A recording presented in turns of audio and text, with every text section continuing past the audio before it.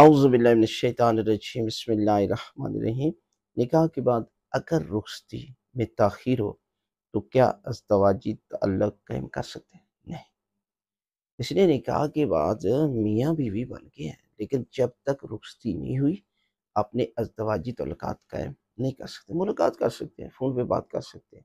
اگر ملاقات بھی کرنی ہے تو ماں باپ کی نگرانی میں ہونی چاہیے، اس لیے کہ اگر یہ مسائل پیدا ہوتے ہیں، ازدواجی تعلقات ہوتے ہیں، تو بعد میں کوئی بھی جو ہے وہ اس چیز کو یہ سمجھے کہ وہ اگر مسئلے بنتے ہیں نا تو پھر کوئی بھی میاں بھی نہیں مانتا اور بیگم بھی نہیں مانتی اور طلاق تک نوبت چلی جاتی ہے۔ لہٰذا جو اسلام نے حدیں بیان کی ہیں نا، اس حد کو کراس نہیں کرنا چاہیے، اس لیے کہ میاں جب تک بیوی سے نکاح بھی ہو جائے، ازدواجی تعلقات قائم نہ ہوں، تو وہ نان و نفقہ نہیں دے سکتا، وہ خرچ نہیں دے سکتا۔